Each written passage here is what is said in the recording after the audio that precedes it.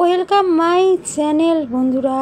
দেখো আজকে বেরোচ্ছি, আজকে একটা সুন্দর জায়গায় এসেছি, যেটা তোমরা জানো যে সোমবারে অমাবস্যা ছিল। তো আজকে না মানে মা কালীর প্রসাদ ভোগ দিচ্ছিল, মা কালীর পুজো হয়েছিল।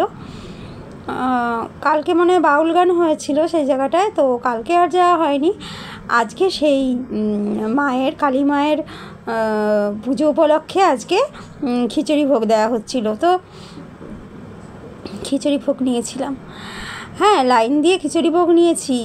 আর আমি মনে করি ভগবানের প্রসাদ লাইন দিয়ে নেওয়া মানে একটা পুণ্যের কাজ, সত্যি কথা। তো কালী মায়ের প্রসাদ নিয়েছি, মানে খিচুড়ি নিয়েছি, আর স্বাদটা ছিল পুরো অমৃতের মতো। তো দেখো বন্ধুরা, তার কিছুটা অংশই তোমাদের কাছে তুলে ধরছি। দেখো অনেক লোক ছিল, অনেক লোকের সমারোহ ছিল, সবাই প্রসাদ নিচ্ছিলেন, নেবে নাই বা কেন? ভক্তের জন্যই তো প্রসাদ, আমরা তো সবাই ভক্ত, তাই ভক্তের জন্যই তো প্রসাদ বিতরণ হচ্ছিল, তাই ভক্তরা তো নেবেই প্রসাদ, তাই না? দেখতে পাচ্ছ প্রসাদ, কত প্রসাদ ছিল তোমাদেরকে দেখাচ্ছি। খিচুড়ি ছিল, আলুর দম ছিল, সব প্রসাদ ছিল।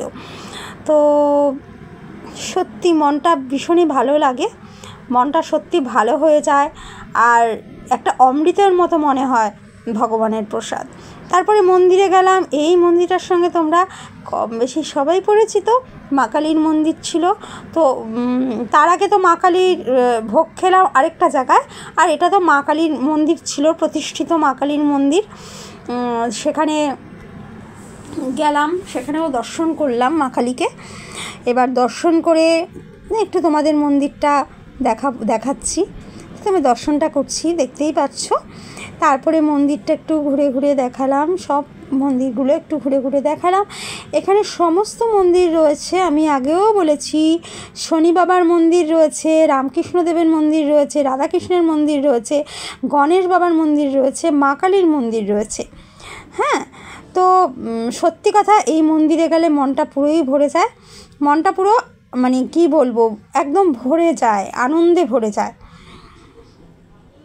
তো দেখো বন্ধুরা, ওখান থেকে বেরিয়ে আসলাম, তারপরে একটু ফুলও কিনলাম ঠাকুরের জন্য।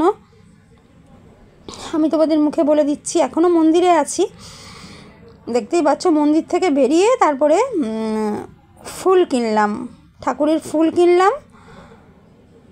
আর সব থেকে বড় কথা, আমি মনে করি যে মনের ভক্তিটাই আসল, মনের ভক্তি আসল।